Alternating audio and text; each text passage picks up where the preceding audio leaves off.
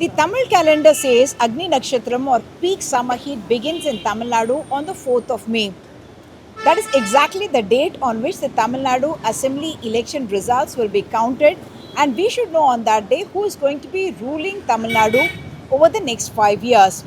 But political temperatures in Tamil Nadu are expected to peak much before that. That's because voting in Tamil Nadu will happen on the 23rd of April. That's about 14 days after voting happens in the neighboring states of Kerala as well as Puducherry. Usually, Kerala, Puducherry, and Tamil Nadu vote in a synchronized manner because of geographical proximity and for administrative reasons as well. But this time round, the southern cluster has been broken. Filing of nominations, in fact, will happen immediately in Puducherry as well as in Kerala. And in Tamil Nadu, filing of nominations will begin on the 30th of March, which means there is at least about 2 weeks for the main political parties, their alliance partners, to be able to work out seat sharing as well.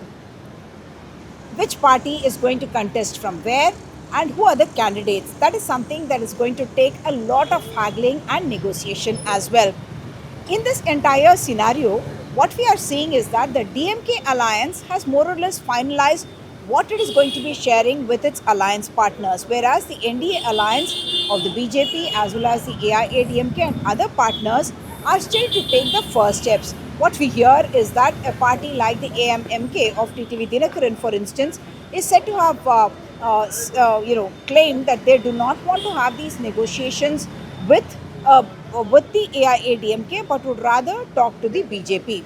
In this entire scenario, while the time is there for them to be able to finalize the candidates, political analysts are pointing out that this prolonged period of campaigning is going to have 2 to 3 outcomes. The DMK suspects, or the DMK sources suspect, DMK alliance suspects, that this period could be used by the NDA to try and convince the TVK to come into their alliance. So far, Vijay has not played ball after appearing for a third time before the CBI, and he, in fact, very dramatically came in an open top vehicle and he waved to the crowds. That is something that is quite difficult to imagine happening in a Tamil Nadu where the crowds and his fans would simply mob him. But yes, he made that kind of gesture perhaps to indicate that he is not going to be cowed down and he is not afraid either. So expect over the next 38 days almost a lot of heat and dust to be kicked up, and we will be in the middle of it all,